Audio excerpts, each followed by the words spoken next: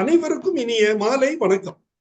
Form graduates forum சார்பில் தொடர்ந்து நடத்தப்படும் இன்று ஒரு தொழில்நுட்பம் நிகழ்ச்சிக்கு உங்கள் அனைவரையும் வருக வருக என வரவேற்கிறேன். இன்றைய நிகழ்ச்சி நமது குழுவின் மூலம் நடத்தப்படும் 672வது நிகழ்ச்சியாகும். இன்றைய நிகழ்ச்சி தலைப்பு மத்திய மாநில வேளாண் திட்டங்கள் 100% விவசாயிகளை சென்று அடையாததற்கான காரணங்கள் என்ன என்பது ஆகும்.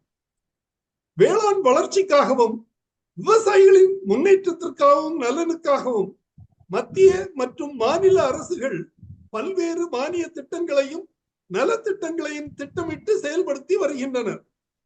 ஆனால் அவற்றுக்கு ஏற்ற வேளாண் வளர்ச்சியோ விவசாயிகளின் வாழ்வில் முன்னேற்றமோ நிகழ்ந்துள்ளதா என்று பார்த்தால் இல்லை என்றே சொல்ல இயலும்.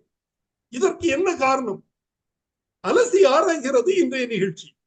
இந்த நிகழ்ச்சியை நமக்கு தொகுத்து வழங்கிட சிறப்பு விருந்தினராக இங்கே வருகை புரிந்துள்ளார் திரு கே ராசு அவர்கள். திரு ராசு அவர்கள் தமிழ்நாடு அரசின் வேளாண்மை துறையில் துணை இயக்குநராக பணிபுரிந்து ஓய்வு பெற்ற முன்னாள் அதிகாரி ஆவார். வாருங்கள், அவருடன் இணைவோம், நிகழ்ச்சிக்கு செல்வோம். Rasu sir, please. அனைவருக்கும் இனிய மாலை வணக்கம். நம்ம தமிழ்நாடு பண்ணை பட்டதாரிகள் தளம் ஒவ்வொரு நாளும் ஒரு சிறப்பு நிகழ்ச்சியை வழங்கி வருகிறது. இந்த நிகழ்ச்சி அதாவது விவசாய பெருமக்களுக்கு பெருமளவு பயன்பட வேண்டும், பயன்பட்டு அதன் மூலம் விவசாயிகள் மகசூலை பெருக்கி வருமானத்தை ஈட்ட வேண்டும் என்பது மிக முக்கியமான நோக்கமாக கொண்டு இந்த தொழில்நுட்ப நிகழ்ச்சி நடத்தப்பட்டு வருகின்றது. இந்த நிகழ்ச்சியை பொறுத்தவரையில நமது குழுவின் மூலம் நடத்தப்படும் 672வது நிகழ்ச்சியாகும். தொடர்ந்து இந்த நிகழ்ச்சியை நடத்தி வரும் நண்பர் திரு ஜோ அவர்களுக்கு என்னுடைய மனமார்ந்த வாழ்த்துக்களையும் பாராட்டுதலையும் தெரிவித்துக் கொள்கின்றேன். ஒரு நிகழ்ச்சியை நடத்துவது என்றால் அவ்வளவு சுலபமான காரியம் கிடையாது என்பது அனைவருக்கும் தெரிந்த விஷயம். இருந்த போதிலும் தொடர்ந்து இந்த நிகழ்ச்சி நடத்தப்பட்டு வருகின்றது. விவசாயிகளின் மேல் உள்ள அக்கறையினால் வேளாண்மை துறையிலிருந்து பணி நிறைவு செய்த பிறகும் கூட தொடர்ந்து இது போன்ற நிகழ்ச்சிகளை நடத்தி வேளாண் பெருமக்களுக்கு அவர்களுடைய வாழ்க்கை தரத்தை உயர்த்துவதற்காக நாங்கள் எல்லாம் கடுமையாக உழைத்துக் கொண்டிருக்கின்றோம். 100% தொழில்நுட்பங்கள் விவசாயிகளுக்கு சென்றடையாவிட்டாலும்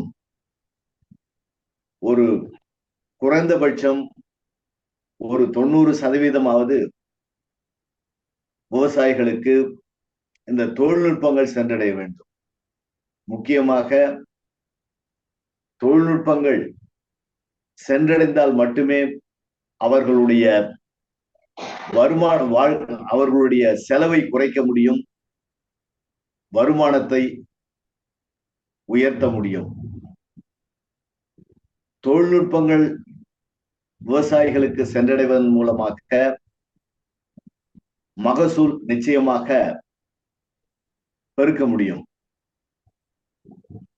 இன்றைக்கு மாநிலத்திலும் சரி மத்தியிலும் சரி விவசாயிகள் வேளாண்மை மற்றும் விவசாயிகள் நலத்துறை என்ற பெயரிலே இந்த துறை வேளாண்மை துறை சிறப்பாக இயங்கிக் கொண்டிருக்கின்றது. அதாவது 2 மடங்கு உற்பத்தியை பெருக்குவோம், 3 மடங்கு விவசாயிகளுடைய வருமானத்தை உயர்த்துவோம் என்ற ஸ்லோகன் அடிப்படையிலே, என்ற கொள்கையின் அடிப்படையிலே தமிழகத்திலே உள்ள அரசு செயல்பட்டு கொண்டு வருகின்றது. மிக்க மகிழ்ச்சியை அளிக்கக்கூடிய ஒரு விஷயமாகும். அதே சமயத்திலே செயல்படுத்தக்கூடிய திட்டங்கள் விவசாயிகளுக்கு 100% சென்றடைய வேண்டும் என்பதே நம்மை போன்ற விவசாயிகள் நலனில் அக்கறை உள்ளவர்களுடைய மிக முக்கிய நோக்கமாக இருக்கின்றது. 100% திட்டங்கள் எதற்காக சென்றடைய வேண்டும் என்றால், விவசாயிகளுடைய செலவுகளை குறைக்க வேண்டும். மிக முக்கியமான ஒரு குறிக்கோள் என்னன்னா, இன்றைக்கு ஆட்கள் கூலி உயர்ந்து கொண்டே போகின்றது. இடுபொருட்களுடைய விலை ஏறிக்கொண்டே போகின்றது. மற்ற அனைத்து இடுபொருட்களுடைய விலை ஏற்றம் கண்டாலும் தொழில்நுட்பங்கள்,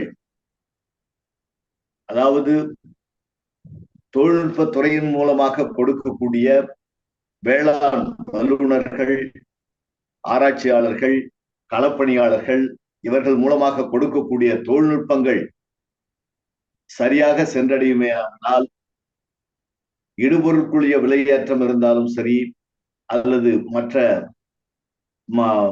கூலி ஆட்களுடைய விலையேற்றம் கண்டாலும் சரி, செலவுகளை நிச்சயமாக குறைக்க முடியும். செலவுகளை குறைத்து அவருடைய வருமானத்தை நாம் செலவுகளை குறைத்து மகசூலை பெருக்க முடியும். அதன் மூலமாக வருமானத்தை ஈட்ட முடியும். அந்த வகையிலே இன்றைக்கு நாம் பார்க்கக்கூடிய தலைப்பு என்று சொன்னால், மத்திய மாநில அரசுகள் மூலம் செயல்படுத்தப்படும் திட்டங்கள் 100% சென்றடைவதற்கு என்னென்ன காரணிகளை நாம் பயன்படுத்த வேண்டும், சென்றடையாததற்கு என்ன காரணங்கள், அதை சென்று அடைவதற்கு என்ன செய்ய வேண்டும். சென்றடையாததற்கு என்ன காரணங்கள் என்று சொன்னால், விவசாயிகளிடையே ஒரு விழிப்புணர்வு இல்லாதது. விழிப்புணர்வு இல்லாதது, அவர்களுடைய கல்வி அறிவு, அதாவது படிப்பறிவும் அதிகமாக படிக்காத காரணத்தினாலும் அவர்கள் அந்த திட்டங்களை தெரிந்து கொண்டு செயல்படுத்த முடியாத நிலையில் உள்ளார்கள்.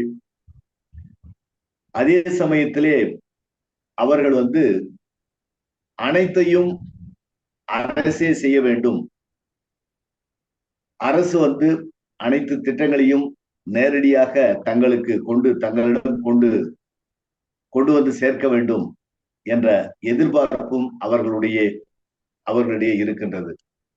அது ஒரு முடியாத ஒன்று என்று சொன்னால், அரசு இயந்திரம் என்பது ஒரு குறிப்பிட்ட எல்லை வரைதான் செயல்பட்டு அதை மக்களிடம் கொண்டு சேர்க்க முடியும். 100% என்பது முடியாத காரியம். எந்த ஒரு திட்டமாக இருந்தாலும் அரசு அலுவலர்கள், மக்கள் பங்கேற்பு இருந்தால் மட்டுமே அந்த திட்டம் 100% சிறப்பாக செயல்படுத்த முடியும். அதற்கு இன்னும் சொல்ல போனால், தன்னார்வ தொண்டு நிறுவனங்கள், அவர்களுடைய ஒத்துழைப்பு, தன் ஆர்வலர்கள், மற்ற பொதுத்துறை நிறுவனங்கள், இவர்களெல்லாம் சேரும் பட்சத்திலே அந்த திட்டங்கள் 100% விவசாயிகளை சென்றடையும் என்பதிலே எந்த விதமான மாற்று கருத்தும் இருக்க முடியாது. அதே சமயத்திலே பணிபுரியக்கூடிய, அதாவது மத்திய மாநில அரசுகளிலே பணிபுரியக்கூடிய களப்பணியாளர்கள் திறமையாக செயல்பட்டு அந்த திட்டங்களை கொண்டு சேர்ப்பதற்கு, அனைத்து திட்டங்களும் விவசாயிகளுக்கு சென்றடைய வேண்டும் என்ற ஒரு நோக்கத்தை குறிக்கோளாக கொண்டு அவர்கள் செயல்படுவார்கள் என்று சொன்னால், நிச்சயமாக அந்த திட்டங்கள் அவர்களுக்கு போய் சென்று சேர்வதற்கு ஒரு வாய்ப்பாக இருக்கும். அதை அந்த அலுவலர்கள், களப்பணியாளர்கள் அந்த திட்டங்களை சென்று கொண்டு சேர்ப்பதற்கு அவர்களுக்கு போதிய அவகாசம் கிடைக்கவில்லை என்றே நான் நினைக்கின்றேன். போதிய அவகாசம் என்று சொல்லும் பொழுது, அவர்கள் அதிக அளவிலே முகாம் செல்வதற்கு செயல்பட முடியாத, முகாம் சென்று விவசாயிகளை சந்திக்க முடியாத ஒரு சூழ்நிலையிலே பணிபுரிந்து கொண்டிருக்கின்றார்கள் என்று நினைக்கின்றேன். ஏனென்று சொன்னால் அறிக்கைகள் அதிக அளவிலே உயர் அதிகாரிகளிடமிருந்து அறிக்கைகள் கேட்கும் பட்சத்திலே கணினியினுடைய உதவியை நாடி அந்த அறிக்கையை தயாரிப்பதற்கே அவர்களுக்கு நேரம் பற்றாக்குறை இருக்கின்ற காரணத்தினாலே அவர்கள் கிராமங்களுக்கு சென்று அந்த விவசாயிகளை சந்திக்கக்கூடிய நேரம் சற்று அவர்களுக்கு குறைவாகவே இருக்கின்றது என்பதே என்னுடைய கருத்தாகும். மேலும் மக்களுக்கும் அதாவது துறைகள் என்று சொன்னால் இங்கே வேளாண் சார்ந்த துறைகளை பார்க்கும்போது வேளாண்மை மற்றும் உழவர் நலத்துறை, தோட்டக்கலை மற்றும் நலப்பயிர்கள் துறை, வேளாண்மை பொறியியல் துறை,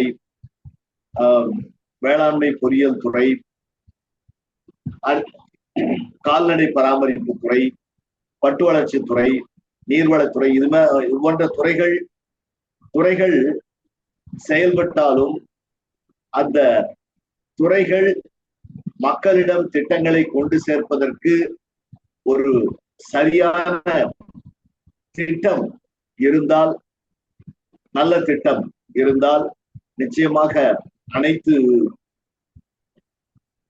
செயல்படுத்தக்கூடிய மத்திய அரசுகள் கொண்டு வரக்கூடிய செயல்படுத்தக்கூடிய திட்டங்கள், அதாவது நான் சொல்லக்கூடியது ப்ராஜெக்ட் இருந்தால் அது அந்த திட்டங்கள் அனைத்தும் விவசாயிகளுக்கு சென்றடையும் என்று நினைக்கின்றேன்.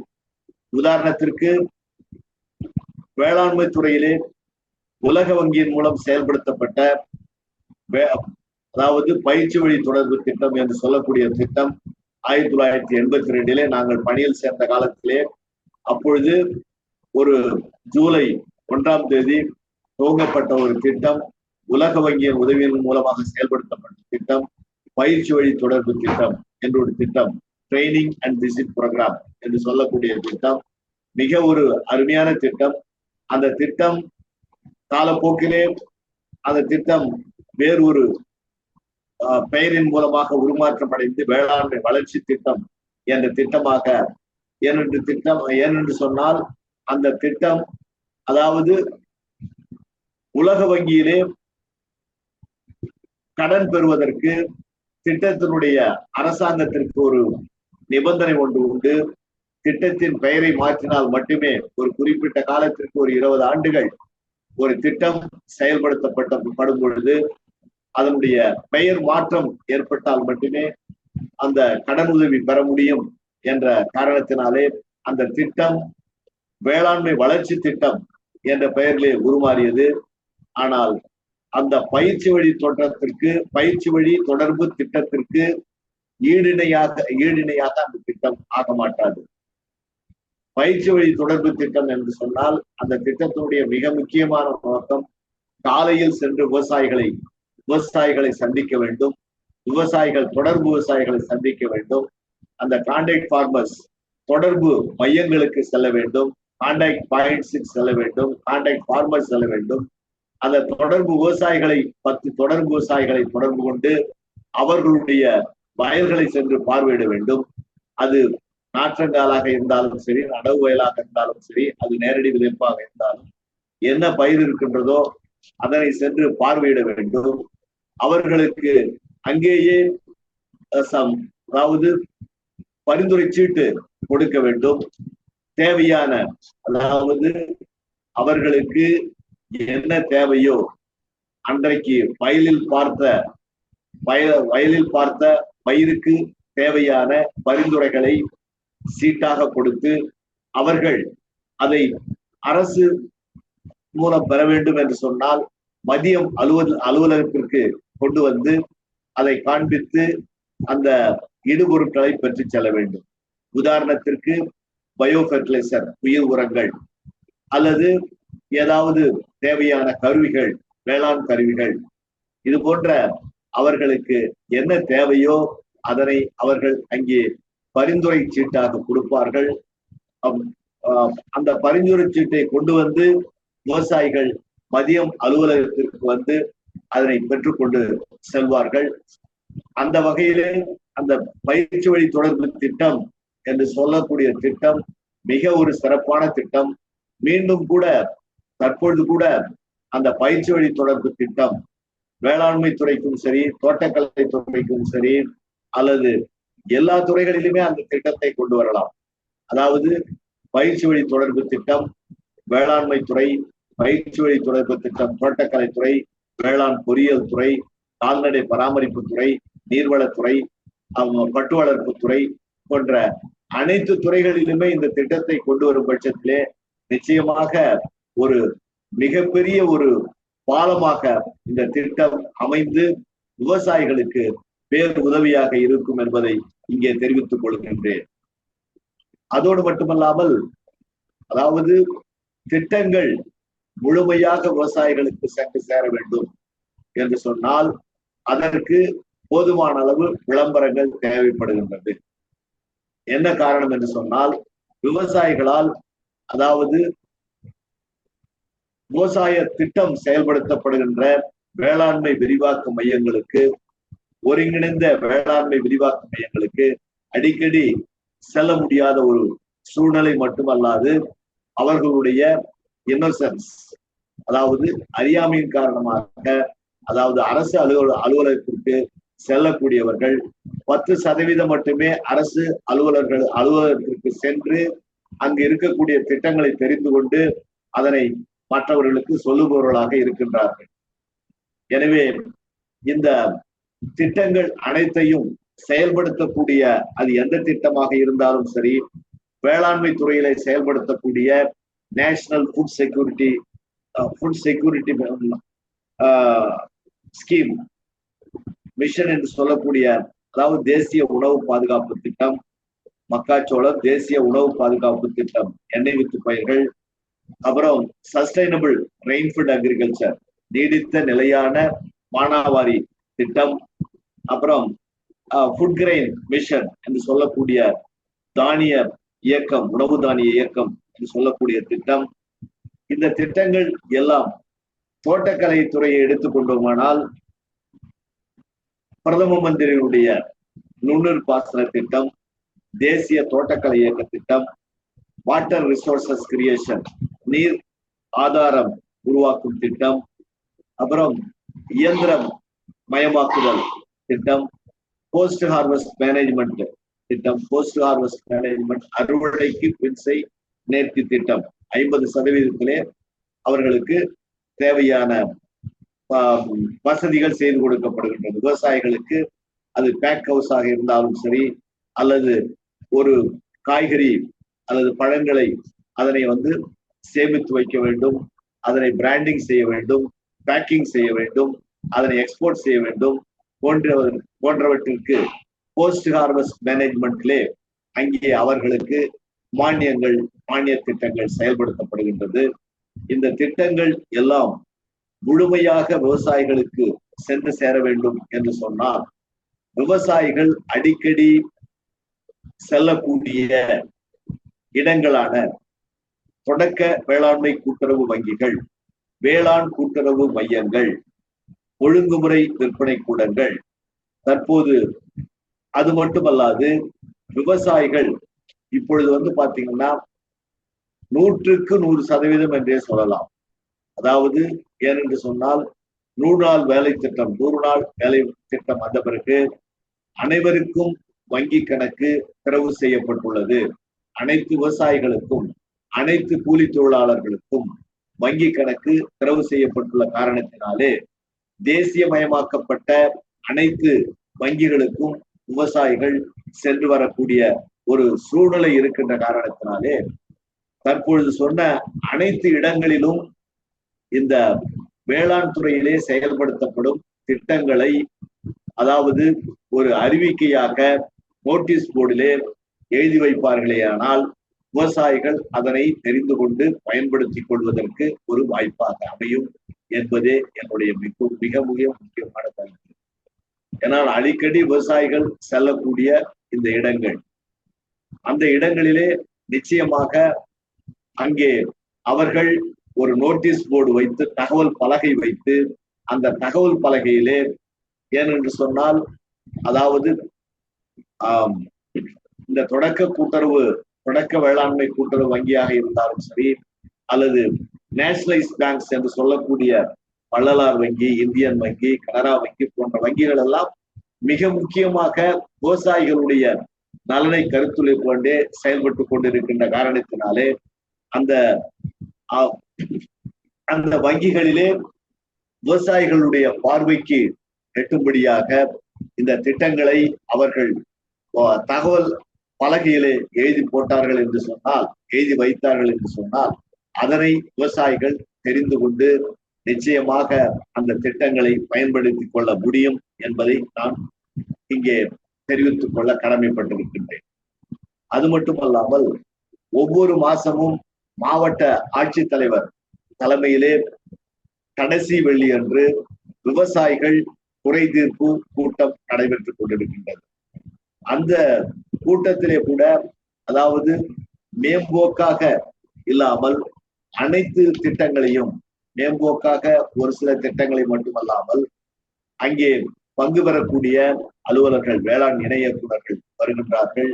வேளாண் அனைத்து துறை அலுவலர்களும் அங்கே கலந்து கொள்கின்றார்கள். அதாவது லீட் பேங்க் வங்கியினுடைய அதிகாரிகளும் சரி, அனைத்து துறை அலுவலர்களும் அங்கே கலந்து கொண்டிருக்கின்ற பட்சத்திலே அங்கே விவசாயிகள் பெருமக்கள் அதிக அளவிலே அங்கே கலந்து கொள்கின்றார்கள். விவசாய பெருமக்கள் என்று சொன்னால் பிரதிநிதிகள், விவசாயிகளுடைய ஃபார்மர்ஸ் ரெப்ரசன்டேட்டிவ்ஸ் அதிக அளவிலே கலந்து கொள்கின்றார்கள். அந்த இடத்திலே அனைத்து திட்டங்களையும் எடுத்து சொல்லும் பட்சத்திலே அனைத்து திட்டங்களையும் வேளாண்மை இணை இயக்குனர் மூலமாகவோ, பெரும்பாலான கூட்டங்களிலே வேளாண்மை உதவி இயக்குனர்கள், அதாவது ஒவ்வொரு வட்டாரத்தில் உள்ள வேளாண்மை உதவி இயக்குனர்களும் கலந்து கொள்கின்றார்கள். அவர்கள் அந்த திட்டங்களை எடுத்து சொல்லும் பட்சத்திலே விவசாயிகளுக்கு திட்டங்கள் முழுமையாக சென்றடைவதற்கு ஒரு வாய்ப்பாக அமையும் என்பதை தெரிவித்துக் கொள்கின்றேன். மேலும் அனைத்து சோசியல் மீடியா மூலமாகவும் அனைத்து திட்டங்களையும், அதாவது சோசியல் மீடியா, நாம் சொல்லக்கூடிய சோசியல் மீடியா என்றால் அனைவருக்கும் தெரிந்ததுதான். அதன் மூலமாக அனைத்து திட்டங்களும் விவசாயிகளுக்கு சென்றடையும் வகையிலே ஒரு குறிப்பிட்ட காலவரையில் அதனை அறிவிப்பு செய்வதற்கு அரசு ஒரு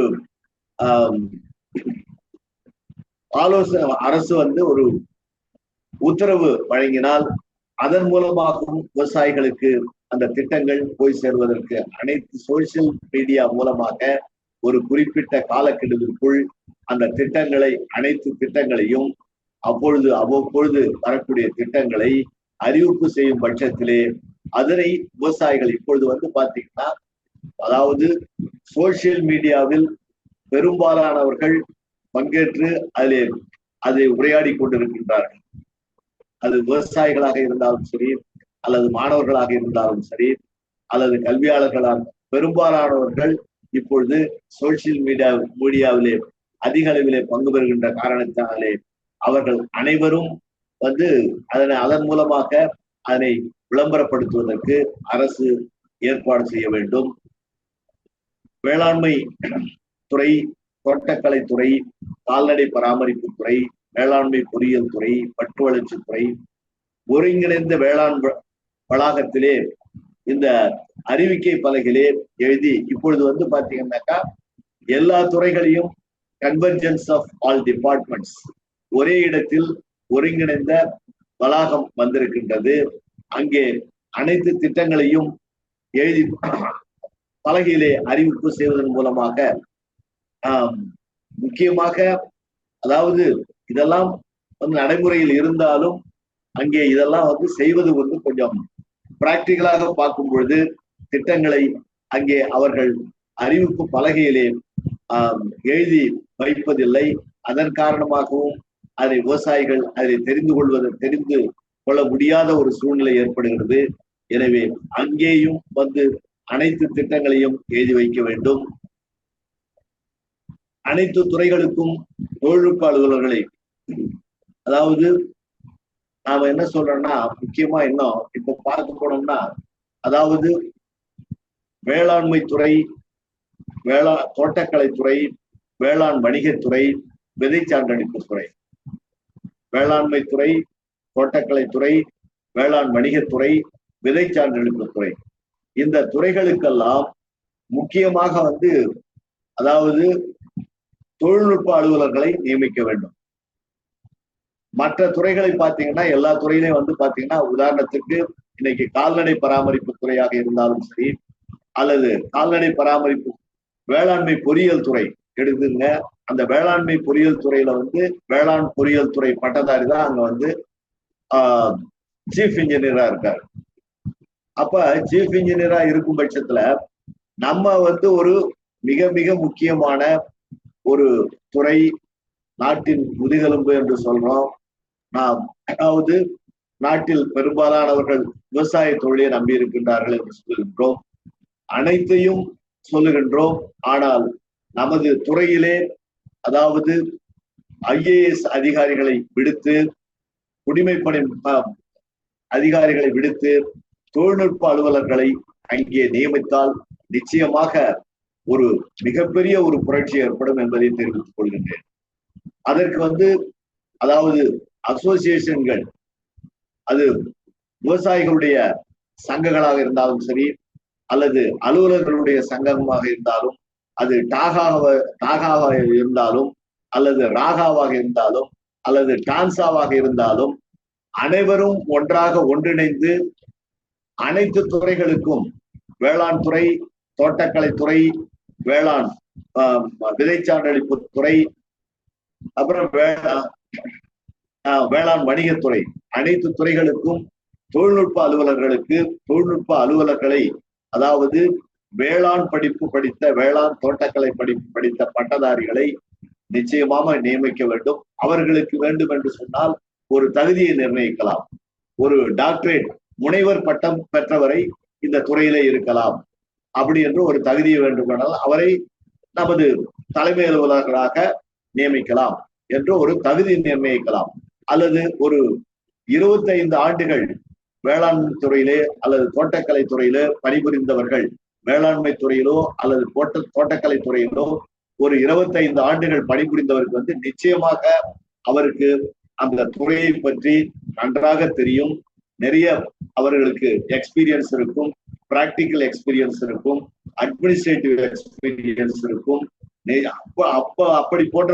அப்படிப்பட்டவர்களை அதிக அளவிலே அந்த பணி அனுபவம் உள்ளவர்களை, மூத்த அலுவலர்களை, அதாவது துறை தலைவர்களாக நியமிக்கும் பட்சத்திலே மூத்த அலுவலர்களை சீனியர் ஆபீசர் துறை அலுவலர் தலைவர்களாக நியமிக்கும் பட்சத்திலே திட்டங்கள் நிச்சயமாக, அதாவது அந்த துறைகளுக்கு தேவையான ஒரு இன்று சொல்லக்கூடிய APC, அக்ரிகல்ச்சர் ப்ரொடக்ஷன் கமிஷன் என்று சொல்லக்கூடிய வேளாண்மை உற்பத்தி ஆணையரை கூட நாம் துறை அலுவலர்களிடம், அதாவது வேளாண் பட்டதாரியாக இருந்தால் மட்டுமே, வேளாண் அல்லது தோட்டக்கலை துறை பட்டதாரிகளை இருந்தால் மட்டுமே அவர்களுக்கு, விவசாயிகளுக்கு ஒரு திட்டங்கள் 100% சென்றடைவதற்கு வாய்ப்பாக அமையும் என்பதை இந்த தருணத்திலே தெரிவித்துக் கொள்கின்றேன்.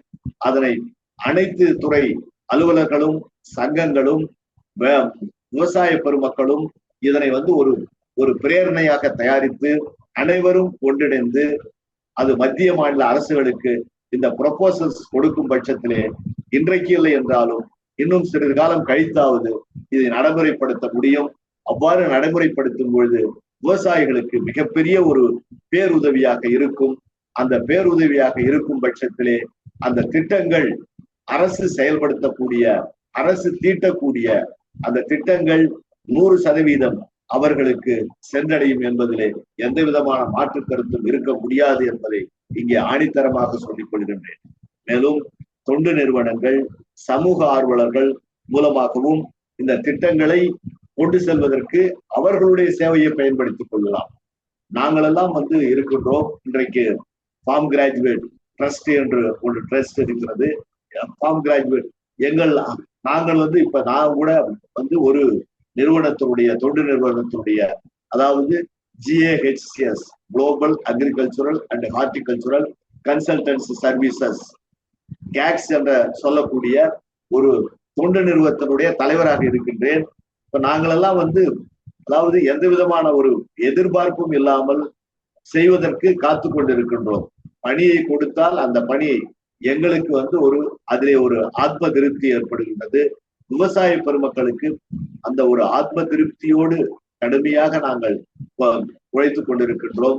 கிட்டத்தட்ட பணி 36 ஆண்டுகள் வேளாண்மை துறை தோட்டக்கலை துறையிலே பணிபுரிந்த பிறகும் கூட இன்றும் கூட சளைக்காமல் ஓய்வில்லாமல் அதாவது விவசாயிகளுடைய நலன், விவசாயிகளுடைய வருமானம், விவசாயிகளுடைய மகசூல், வாழ்க்கை தரம், அதாவது 12,000 என்பதை விவசாயிகளுடைய மாதாந்திர வருமானம் பர் கேபிட்டா இன்கம் என்று சொல்லக்கூடிய மாதாந்திர வருமானம் இன்றைக்கு தமிழ்நாட்டிலே 12,900 ரூபாய்.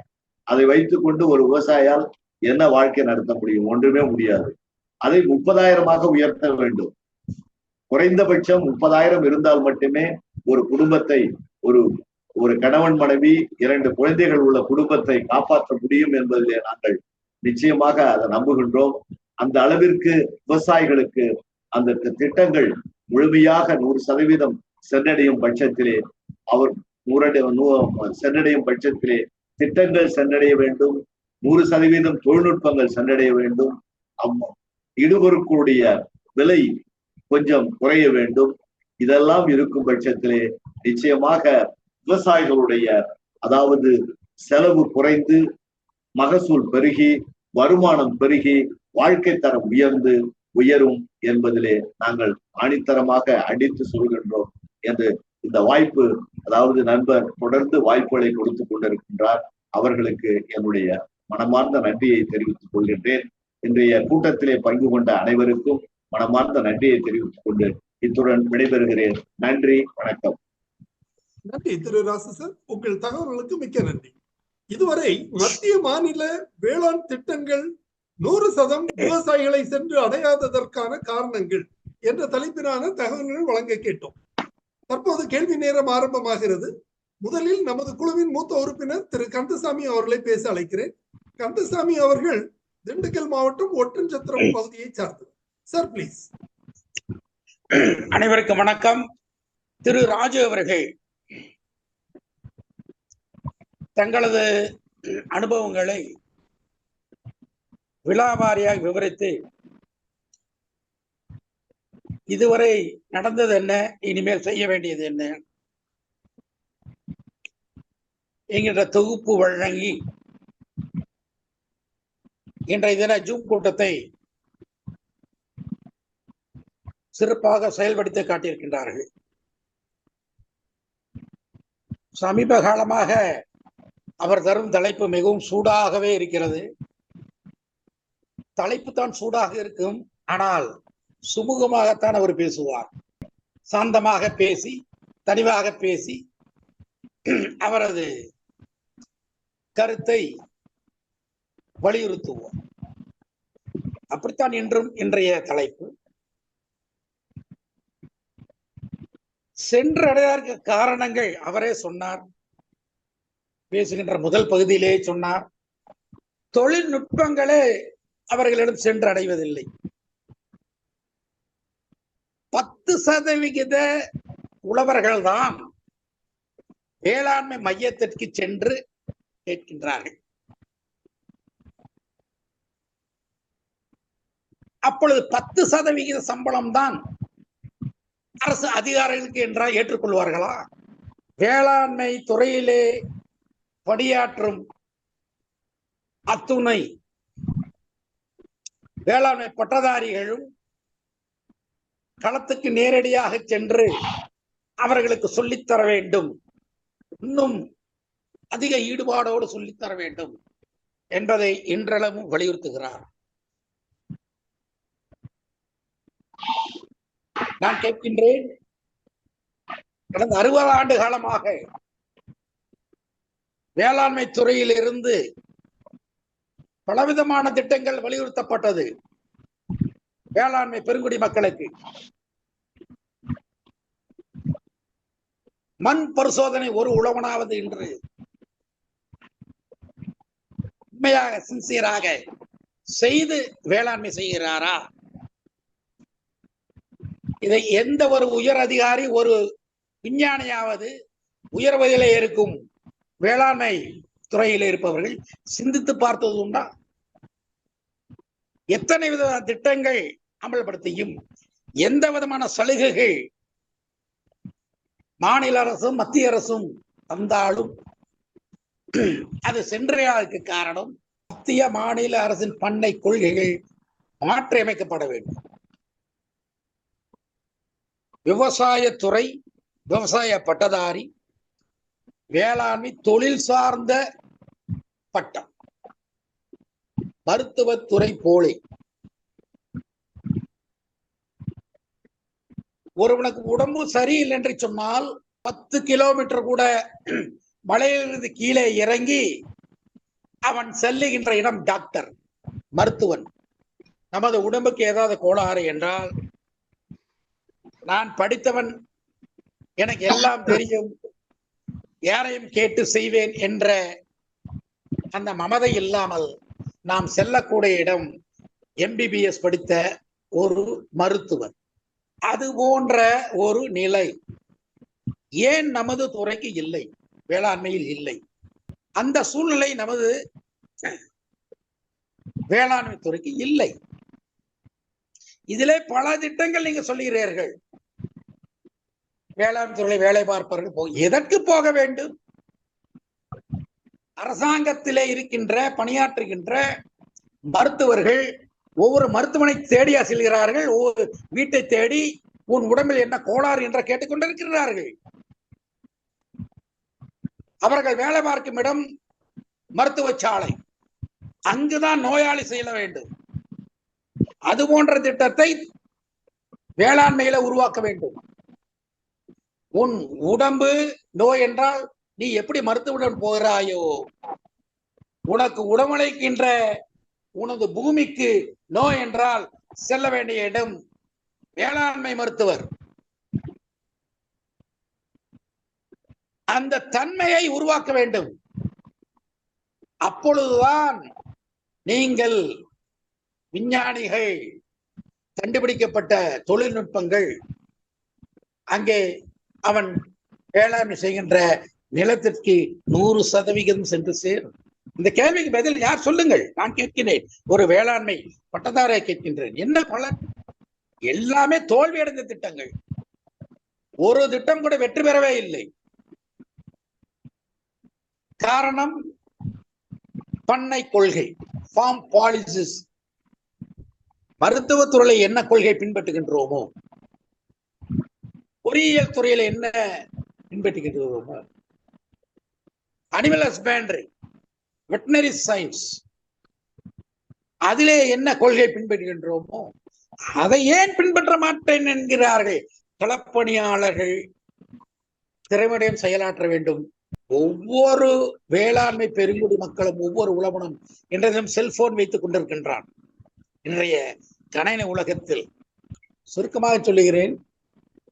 தலைப்பு மத்திய மாநில வேளாண்மை திட்டங்கள் விவசாயிகள் சென்று அடைய வேண்டுமானால் வேளாண்மை பட்டதாரிகளை மதித்து அவர்களுக்கு மருத்துவத்துறை போல அந்த மதிப்பளித்தால்தான் வேளாண்மை தொழில்நுட்பங்கள், வேளாண்மை சொன்ன சலுகைகள் எல்லாமே அவர்களுக்கு அவர் இல்லம் தேடி செல்லும். அதுவரை இது எல்லாமே ஒரு இப்படிப்பட்ட ஒரு வீண் பேச்சுதான் என்று சொல்லி மிக அருமையான விளக்கம் தந்த இன்றைய பேச்சாளர் ராஜு அவர்களுக்கு நன்றி சொல்லி, எனக்கு வாய்ப்பளித்த ஜோ அவர்களுக்கு நன்றி சொல்லி எனது சிற்றுரை முடிக்கிறேன். நன்றி, வணக்கம். நன்றி திரு கந்தசாமி சார், உங்களுடைய தகவல்களுக்கு கருத்துக்களுக்கும் மிக்க நன்றி.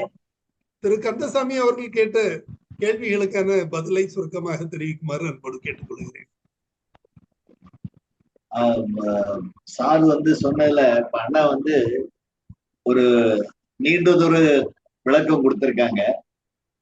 அது உண்மைதான். அதாவது என்னன்னா, வேளாண் பட்டதாரிகளுக்கு உரிய மரியாதை இங்கே கிடைக்க வேண்டும். முதல்ல வேளாண் பட்டதாரிகளை எவ்வாறு ஒவ்வொரு மனிதரும் மருத்துவரை சென்று பார்த்து அவருக்கு உடம்பு சரியில்லை என்றால் மருத்துவரை நேரடியாக சென்று பார்க்கின்றாரோ, அதே போல விவசாயிகளும் தங்களுடைய பயிர்களுக்கு நோய் வந்தாலோ அல்லது பாதிப்பு ஏற்பட்டாலோ வேளாண் பட்டதாரிகளை சென்று அணுக வேண்டும் என்று தெரிவித்த கருத்து 100% ஏற்றுக்கொள்ளக்கூடிய கருத்து. இருந்த போதிலும் விவசாயிகளுடைய இன்னும் கிராமத்திலே அறியாமை நீங்கவில்லை என்பதுதான் என்னுடைய கருத்து. அந்த அறியாமை நீங்குவதற்கு இன்னும் சிறிது காலம் பிடிக்கலாம்.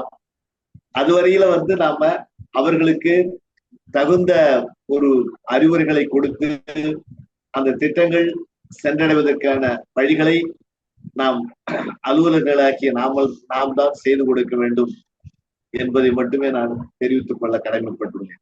நன்றி, வணக்கம். நன்றி சார். அடுத்ததாக டாக்டர் பி இளங்கோவன், ஓய்வு பெற்ற கூடுதல் இயக்குனர் அவர்களை இந்த நிகழ்ச்சி தொடர்பான தனது கருத்துக்களை தெரிவிக்குமாறு அன்போடு கேட்டுக்கொள்கிறேன். வணக்கம் சார். வணக்கம் சார். அனைவருக்கும் வணக்கம். வணக்கம் சார். பின்னி பிறந்து இருக்கிறாரு. அவர் சின்ன வயசுல போனதெல்லாம் சொல்லிட்டு இருக்காரு. வேளாண்மை துறை என்பது ஒரு பெரிய மாபெரும் சமுத்திரம் சார். இதுல நம்ம தான் விவசாயி சொல்ற நினைச்சிட்டு இருக்கோம். அது மகா கற்பனை. இதுக்கு 20 வகையான விதங்கள்ல விவசாயிகளுக்கு சேவைகள் பல முனைகள்ல பலரால கொடுக்கப்பட்டு வருகிறது. இன்னைக்கு மக்கள் தொகை பெருகிடுச்சு, செய்ய வேண்டிய விவசாயிகளுடைய எண்ணிக்கை அதிகமாயிருக்கு, அலுவலர்களுடைய குறைவாயிடுச்சு. இந்த ஒரு முக்கியமான தேவைக்காக தான் நம்ம என்ன செய்ய வேண்டியிருக்குன்னா, ஆண்டு நோக்கி திட்டங்கள் சீரமைக்க வேண்டியிருக்குது. என்ன திட்டங்கள் சீரமைக்கணும்னாக்கா, பார்மரிஸ்ட் எக்ஸ்டென்ஷன் ஒர்க்கர் ரேஷியோ என்று சொல்லக்கூடிய ஒரு விகிதாச்சாரத்தை முதலாக வரையறுக்க வேண்டும். ஏன்னு கேட்டீங்கன்னா, இப்ப ஒரு விவசாயி தெரியும் நினைச்சிட்டு போக முடியல, தெரியல நினைச்சு போக முடியாதுங்க. 10 பேருக்கு தெரியுது, 10 பேருக்கு தெரியல. தெரிந்தாலும் செய்ய முடியல சார். சோ இடர்பாடுகளை கலந்தது முக்கியமான திட்டம். எதுக்கு போடுறோம்? சும்மா காசு அனுப்புறதுக்கா, அக்கௌண்ட்ல போறதுக்கா? இந்த மாதிரி கற்பனை ஆகி போச்சு. அப்ப வேலை முடிச்சா போதும் மாதிரி ஆனதுனாலதான் இந்த மாதிரி மக்கள் அலுவலகத்தை உட்கார்றது இந்த மாதிரி வருது. So we need a separate extension machinery in which only agriculture officers alone are in the field level. அவங்க 4 லெவல்ல போடுங்க, கிராஸ் ரூட் போடுங்க. ஒன்லி டெக்னாலஜி சொல்லிட்டு அவரு இன்னொரு இன்புட் இஷ்யூ போடுங்க, அவரு இன்புட் கூட கொடுக்கட்டவர். ஸோ இந்த மாதிரி கனெக்டிவிட்டி போட்டு ஒரு செயின் மாதிரி போட்டு விட்டோம்னா, ஒரு 2500-3000 விவசாயிகளுக்கு ஒரு ஃபீல்டு லெவலில் ஏஐ இருந்தா கூட அவர் அக்ரிகல்ச்சர் இருக்கட்டும். நிறைய ஸ்டேட்ல அது இருக்காங்க. இப்ப என்ன குருடைய தண்ணி கொடுத்து 8 பேர் மடக்கிற மாதிரி கதையா இருக்கு சார். துறையுடைய தொழில்நுட்ப அறிவு விஷயத்துறை நம்ம சொல்றோம், பெருமையா கிராஜுவேஷன் மதிப்பு இருக்கிறோம். எல்லா இருந்தாலுமே ஒரு தொழிலாளர் பார்த்தா வாய்ப்பு இல்லாம இருக்கு, தெரிஞ்சுக்க மாட்டேங்கிறாங்க. பக்கத்து சீட்ல உள்ள யாரும் தெரிஞ்சுக்க மாட்டேங்கிறாங்க சார். ஒரே வட்டாரம் சேர்த்து பார்த்தோம், ஒரே குடியை பார்த்தோம். எத்தனையோ அரசு பயிற்சிகள் திட்டங்களை தோல்வியது காரணமே இந்த தனி மனித இந்த மனப்பாங்கு. நான் வேற ஆள், நீ வேற ஆள் நினைக்கிறாங்க. விவசாயத்துக்கு தனியா, தோட்டத்துக்கு தனியாமா. அங்கிட்டு போனா இன்னொரு தனியா இருக்காரு, ஆத்மா தனியாங்கிறாரு. சோ ஒரு வட்டாரத்துக்குள்ள போய் பார்த்தா இருக்கிற அலுவலர்களுக்குள்ளேயே ஒரு சமமாக நம்ம எல்லாம் காமன் மேன் ஃபார்மர் அவருக்கு இருக்கணும்னு சொல்லி யாரும் நினைக்கிறது இல்லை. இந்த எண்ணத்தை மாதிரிக்கு துறையை சீரமைக்கணும். நிச்சயமா யாருக்கெல்லாம் பைலட்டா இருக்காங்க கண்டுபிடிச்சு அவங்களுக்கு ஒரு பரீட்சை வச்சு டெஸ்ட் வச்சு ரிஜெக்ட் பண்ணி கூட டெக்னாலஜி நாட் வீக்னா ட்ரைனிங் ப்ரோக்ராம் கம்பல்சரிலி. எப்படி நம்ம ஐஏஎஸ் எல்லாம் கொடுக்குறாங்களோ, பவானி சார் மாதிரி சொல்றாங்க இல்ல, அது மாதிரி கொடுக்கணும் sir. Knowledge is very important power sir. Everybody needs. நம்ம அரைகுறையா வச்சு எக்ஸ்டென்ஷன் பண்ணவே முடியாது. அப்ப டிஎன்எஸ் ஸ்கீம் சொன்னாக்கா அன்னைக்கு ஸ்கீம் மக்கள் அதிகமா கிடையாதுங்க. Only farmer contact was primary. ஏன்னா வேர்ல்டு பார்க்கக்கூடிய விசிட்டர்ஸ் வந்தாங்க, டீம் வந்தாங்க. 4:30 மணிக்கு பார்ப்பாங்க. ஒரு டிடி ஒரு ஏரியா இருக்காங்க, அவங்க இருப்பாங்க. மாலை கூட்டம் சொன்னாங்க. உன்னதமான தத்துவம் மாலை கூட்டம். இன்னைக்கு பல இடங்கள் இந்த மாதிரி கூட்டங்கள் வந்ததுன்னா என்னன்னு கேட்கறாங்க, ஏன் போனுங்கிறாங்க கிராமத்துக்கு. நான் எத்தனையோ மாலை கூட்டங்கள் வச்சிருக்கேன். 7:30 மணிக்கு போயிருக்கேன் சார் கிராமத்துக்கு. எல்லாம் அப்படியே இல்லாட்டே இருப்பாங்க. பாத்தீங்கன்னா இப்ப நம்ம சில பேருக்கு கிடைக்கணும் சார், அப்பெல்லாம் போன விவசாயம் தண்ணி இருப்பா சார். இப்பெல்லாம் சொல்லி பொய்யான கற்பனை சொல்லிட்டு எல்லாருமே அப்படி இருக்க மாதிரி ஒரு கற்பனை போயிட்டு இவருக்கு பணி நேரத்துல பணியை சேர்ந்ததில்ல, பணியில பணி வேலை செய்யல. ஆனா இன்னைக்கு 24 ஆன்லைன் சர்வீஸ் சிஸ்டம் வந்தாச்சு, தேவைப்படுது. எல்லாத்தையும் டிஜிட்டல் ரெவல்யூஷன் வந்தால பிளாக் லெவல் டெக்னாலஜிஸ் எல்லாம் நமக்கு பக்கமா ரெடி பண்ணி அதுல பிரச்சார பெருங்க மாதிரி டிஜிட்டல் போர்டர்ஸ் வச்சு ரெகுலர்லி பேக்கே ஸ்கேனிங் இறங்க மாதிரி பண்ணோம். கடைசி பார்த்தா ஒன்லி டேரக்டர் கூட வச்சாங்க, அந்த எல்இடி ஸ்கிரீன் போட்டு வச்சாங்க டெக்னாலஜிக்கலா. So every block is unit for technology டிஸ்மினேஷன்னா அங்க உள்ள அனைத்து விதமான துறைகள் உள்ளவர்களும் ஒரு உட்காரத்துக்கு ஒரு கான்செப்டான ஒரு கன்சிடர் பண்ணி ஒரு இடத்த ரெடி பண்ணி அங்க they have to come and be available in the professional timings what we want to give only for technology இல்ல ட்ரைனிங். இந்த மாதிரி அலர்ட் பண்ணிட்டு there should be a perfect communication between both the ends. நான் யாரையும் குறைச்சல் இருப்பல. இந்த துறையில ஆரம்பிச்சிட்டோம், கஷ்டப்பட்டோம், எவ்வளவு செஞ்சிட்டோம், மத்திய அரசாங்க திட்டத்தை செஞ்சு காமிச்சிட்டோம், நிறைவேற்றிட்டோம். ஆண்டுதோறும் திட்டங்களுக்கு பணங்களை வாங்குறோம், செய்யறோம். பட் இதெல்லாம் சார் சொன்ன மாதிரி சில இடங்கள்ல சில கேப் இருந்தா கூட இன்னைக்கு எல்லா ஃபார்மரும் ஆட்டோமேட்டிக்கலா made as a customer for the scheme. அப்ப என்ன பாத்தீங்கன்னா நிறைய ஸ்கீம் கொடுத்துருக்கோம். இருக்கிற ஃபார்மர் லெவல்லயே அவங்களுக்குள்ள விஷயங்களை எனக்கு முந்தின குறிஞ்சி அனுப்பணும். அது ஆத்மா ஸ்கீம் வந்தபோது குறிஞ்சி அனுப்பணும், டெக்னாலஜி கொடுத்தோம்.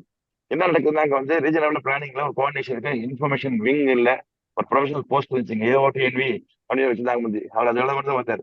அப்புறம் வந்து நீங்க என்னன்னா வந்து ஒர்க் லோட் வந்து கம்ப்யூட்டர் வச்சுட்டு ரிப்போர்ட் கேட்கறாங்க, கேட்கட்டும், but separate machinery can be appointed.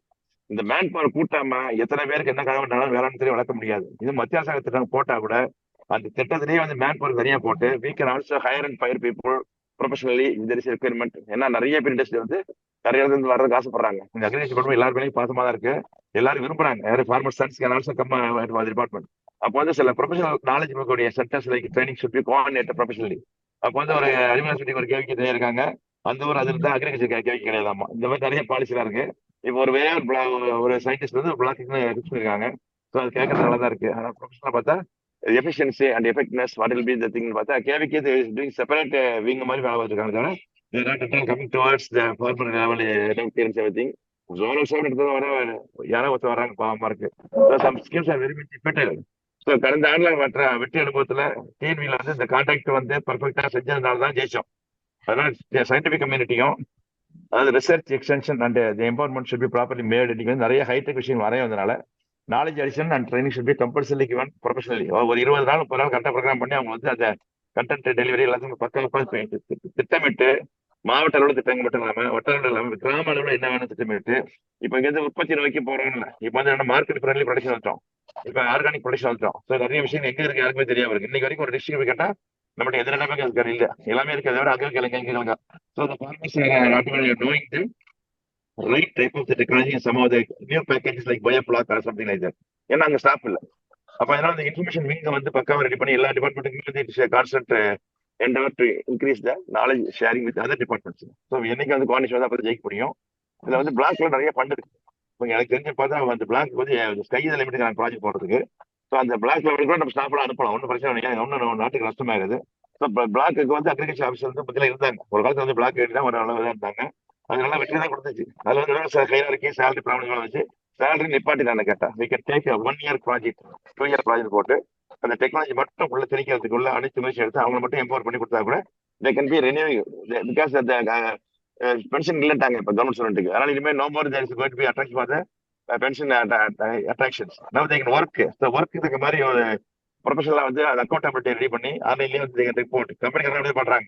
So அந்த output is a function of the presence of the individual as well as contract constantly மேடுங்க. அப்ப நம்ம அதுக்கு வந்து நீங்க வந்து ஹைடெக் வந்தனால எல்லாருக்குமே அந்த மாதிரி ஒரு கனெக்டிவிட்டி கொடுக்க முடியும். விவசாயிட்ட செல்லுன்னு ஒரு சில இது இருந்தா கூட அவங்க வந்து இங்கெல்லாம் வந்து என்ன பண்றாங்க, ஸ்கீம் வர்றாங்க, தே கோ ஃபார் இ சேவை சென்டர் கான்டாக்ட். ஸோ அந்த ரேடியோ ப்ரோக்ராம்ஸ் எல்லாம் சரியா வைக்கிறோம். இன்னைக்கெல்லாம் வந்து எங்கேயுமே இல்லை, ஒரு பிளாக்கு 2 ரேடியோ வைக்க வேண்டியது இருக்குது. ஸோ தர சம் ரெக்யர்மெண்ட்ஸ் ஆல்சோ அந்த என்கரேஜ்மெண்ட் வந்து ஃபார்மர்ஸ் டிஸ்கஷன் குரூப் வச்சிருந்தாங்க. அதெல்லாம் செஞ்சதுனால அந்த ஊர்ல வந்து இன்ஃபர்மேஷன் ஷேர் ஆகும். இப்போ என்ன ஆச்சுன்னா எஃபிஓ வச்சுட்டு 10 பேர் மட்டும் ரவியா தாதா இருக்காங்க. அதை வந்து கண்ட்ரோல் பண்றதுக்காண்டி வீட்டு கார்டெக்ட் ஆல் தி பீப்புள் ஆக்டிவிட்டிஸ் பணத்தை எதிராக பண்ணலாம். நிறைய பேர் அந்த ஃபண்டை மட்டும் வாங்கிட்டு ஆளுங்களே போடாமலே நாலேஜ் மட்டும் இதை பண்ணிட்டு இருக்காங்க. நிறைய இடத்துல நிறைய ஓட்டைகள் இருக்கு. Plug all the loopholes. நம்ம ஃபார்மர் லெவல்லே ஓட்டைகள் இருக்கு, துறையில அளவுலயே நிறைய விஷயங்கள் செய்ய வேண்டியிருக்குது sir. Miles to go before we sleep மாதிரி ஒரு துறையிலுமே அந்த துறையில உள்ள திட்டத்தை செய்யற போது திட்டத்துக்குரிய அளவில் இருக்காங்கன்னு பார்த்துட்டு இல்லைன்னா அதுக்குரிய மேன் பவருக்கு ஃபண்ட் ஒதுக்கினா தான் நம்ம வந்து அதிக சிறப்பாக செய்ய முடியும். இன்னொரு அக்கௌண்டபிலிட்டி இம்பார்ட்டன்ட். அது மட்டும் இல்லாமல் ஒயிட் பேக் ஆல்சோ இம்பார்ட்டன்ட். இதெல்லாம் இப்போ வந்து ஸ்கீம் கால்டு மானிட்டரி எவாலுவேஷன் இப்போ சுத்தமாக அவுட் ஆயிடுச்சு. அதனால ஸ்கீம் பற்றி தெரியல, எஃபெக்ட் தெரியல. நீங்க வந்து டெக்னாலஜி ஆப்ஷன் வந்து ரொம்ப லீஸ்ட் பாதன ஆக்டிவிட்டி தவிர மற்ற எல்லா ஸ்கீம் இன்புட் வாங்குறது போறது எல்லாம் நடக்குது தவிர professionally the people are actually affected by 25 technology. ஒரு ஊருக்கு வேணாக்கா அதை பத்தி யாரும் பேச மாட்டாங்க, எது நான் ஃபைனான்ஸ் பேச மாட்டாங்க. But there very important. Talent ஏரியால கூட அது முக்கியமா தேவைப்படுது. அப்போ அந்த மாதிரி இருக்கிறனால என்னங்கிறது வந்து கொஞ்சம் ஓப்பன் சிஸ்டமா வச்சு டிரான்ஸ்பரன்சி கொண்டு வந்து we have to make a wonderful attempt. Okay, thank you sir. Very good topic. Sorry as director all his experience of childhood experience. அந்த சில இடங்கள்ல சில நேரங்கள்ல வந்து கலெக்டர்ல கூப்பிட கூடாங்க, தேவையில்லை. அவங்க கிட்ட வேலை இருக்கு, நோ ரோல் ஃபார் கலெக்டர். சும்மா நம்மள வந்து ஃபிகர் உட்கார வைக்கணும். IAS வேண்டாங்கிறேன். So there is no need for agriculture to be head by any person like IAS or some dominant autocratic creatures. We get a very big suffering by the present previous data agriculture. You don't know what is what. Every day கூப்பிடுறது வீட்டுல video call வந்து video call வந்து வாரத்துக்கு 4 நடக்கும். So இதெல்லாம் atrocity case sir. அந்த மாதிரி IAS வேண்டாம். சேவை மேனேஜ்மெண்ட் ப்ரொஃபஷனலி ஸோ டிஸ்ட்ரிக்ட் லெவலில் எல்லா லெவலையும் டிஃபரெண்ட் ஆஃபீஸ் கரெக்டாக அவங்களோட கொடுத்தாலே இப்போ ஸ்கீமை கரெக்டாக we have to believe people reliant people quality. அதுக்கு தக்க மாதிரி அக்கௌண்டபிலிட்டி வந்து டிசிஷன் பண்ணலாம் இன்கிரண்டாக வைக்கலாம். Thank you sir. Thank you very much. நன்றி டாக்டர் இளங்கோவன், உங்களுடைய விரிவான விளக்கமான தகவல்களுக்கு மிக்க நன்றி. அடுத்ததாக இதுவரைக்கும் நாம வந்து அதிகாரிகள் மற்றும் வேளாண் பட்டதாரிகளின் கருத்துக்களை கேட்டோம். தற்போது விவசாயி ஒருவர், முன்னோடி விவசாயி திரு தினகர் பாபு அவர்களை பேச அழைக்கிறேன். தினகர் பாபு பிளீஸ். ராணிப்பேட்டை மாவட்டம் தினகர் பாபு சார். இப்போ விவசாயிகள் எல்லாம் எல்லாம் செல்போன் வச்சிருக்காங்க. செல்போன்ல ஒரு குரூப் ஓபன் பண்ணலாம். குரூப் ஓபன் பண்ணி யார் யாருக்கு என்னென்ன ஸ்கீம்ல கிடைச்சிருக்கோ அதையெல்லாம் ஒரு போட்டோ கொடுத்து என்ன கவர்மெண்ட் என்ன எதிர்பார்க்குறாங்க அவங்க கிட்ட இருந்து நல்ல மவுஸ்ல எதிர்பார்ப்பாங்க, மும்மடங்கு மவுஸ்ல இருப்பாங்க, இதெல்லாம் சொல்லி அதெல்லாம் மற்றவங்களுக்கு தெரியுற மாதிரி, பக்கத்துல இருக்க தெரியுற மாதிரி, பக்கத்துல இருக்கிறவங்க ஒற்றுமையா இருக்க மாட்டாங்க. நம்ம இந்த குரூப்லயாவது ஒற்றுமையா சேர்த்து இந்த மாதிரி இவர் வாங்கியிருக்காரு, இந்த மாதிரி சாதிச்சிருக்காரு அப்படின்னு சொன்னா பக்கத்துல இருக்கிறவங்க கேட்பாங்க, கேட்டு நடப்பாங்க. இந்த மாதிரி குரூப் இருக்கிறதுனால எல்லா திட்டங்களும் அதிலே போடலாம், பிடிஎஃப் ஃபார்மா போடலாம், பாக்குறவங்க அதிலே பார்த்துக்கலாம். சின்ன தகவல் சார். நன்றி.